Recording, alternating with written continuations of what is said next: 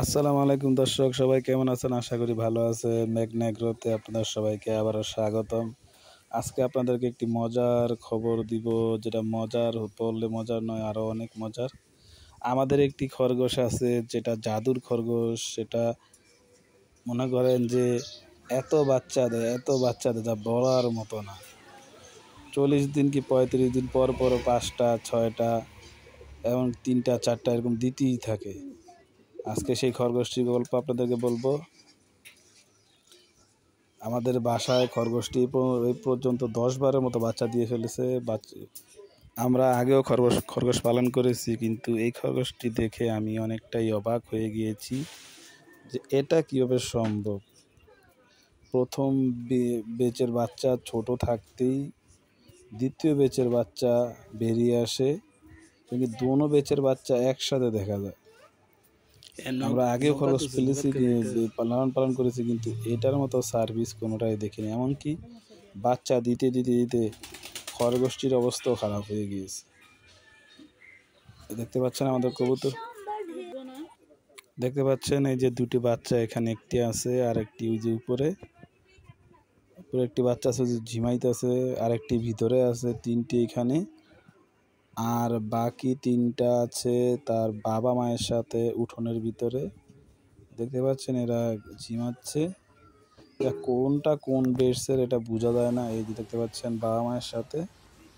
দেখতে পাচ্ছেন খরগোশটি পুরো কালো, কিন্তু এটা এখন বাচ্চা দিতে এমন একটা অবস্থা হয়েছে, পুরো সাদা হয়ে গেছে। গায়ের পশম সব ছিঁড়ে ছিঁড়ে নিজের ছোট ছোট বাচ্চাদেরকে বিছিয়ে দেয় আরাম করার জন্য। এগুলি সম্পূর্ণ প্রাকৃতিকভাবে বাচ্চা দেয়, আমরা এদেরকে ধরিও না। দেখতে পাচ্ছেন বাচ্চা দিয়ে পুরো উঠোন ভরা। কোন বাচ্চাটা কোন বেচে এটা বোঝাই যায় না। এটা আগের বেসে হয়েছে না দ্বিতীয় বেসে হয়েছে এটা বোঝা যায় না। দেখতে পাচ্ছেন এর সামনে যেই সাদা কালো খরগোশটি, এটাই আমাদের জাদুর খরগোশ। যে পুরুষটা পিছনে, এটারে ভাই, এটার কার্যক্রম পুরো অবাক হওয়ার মতো। আমি আগেও খরগোশ লালন পালন করেছি, কিন্তু এটার মতো খরগোশ আমি আমার লাইফে দেখিনি। সাদা, এই দেখতে পাচ্ছেন এটা, এই যে কিছুক্ষণ আগে ভিডিওটা দেখলেন, এটা আগের ভিডিও। এই যে দেখতে পাচ্ছেন আবার বাচ্চা দিয়ে দিয়েছে। গায়ে পশম নেই বললেই চলে। পশমগুলি উঠিয়ে নিজের বাচ্চাদেরকে গর্তের ভিতরে বিছিয়ে দেয়। যতবার বাচ্চা দিবে এতবারই পশম গায়ে ছিঁড়ে ছিঁড়ে তার বাচ্চাদেরকে দিয়ে দিবে। দেখতে পাচ্ছেন গায়ের চামড়া পর্যন্ত দেখা যাচ্ছে। আরও একবার বাচ্চা দিয়ে দিয়েছে। বাচ্চা দিলে কিন্তু তৎক্ষণাৎ বোঝা যায় না, কিন্তু আচরণে বোঝা যায়। ব্লাড, প্রস্রাব পায়খানার সাথে ব্লাড যায়, এমনকি দুর্বল দুর্বল ভাব থাকে। কিছুদিন পর আবার গর্ত থেকে নতুন বাচ্চা বেরিয়ে আসে। এখন তার অবস্থা পুরোই খারাপ, কারণ সে আবার বাচ্চা দিছে। বেরিয়ে আসলে বোঝা যাবে কয়টা দিয়েছে। সে জাদুর খরগোশ।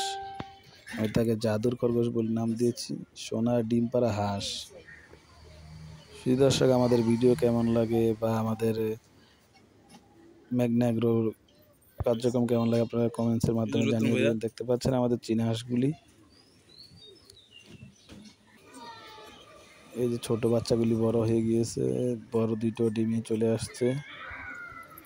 তারা সবাই এখন একসাথে থাকে। আগে একটা মারতো, মারামারি শুরু করে দিত, কিন্তু এখন সেটা না, এখন বড় হয়ে যাওয়াতে সবগুলি একসাথেই থাকে। আজকের মতো এতটুকুই। সবাই সুস্থ থাকবেন, ভালো থাকবেন। আল্লাহ হাফেজ। আর আমাদের চ্যানেলটি সাবস্ক্রাইব করে দিবেন।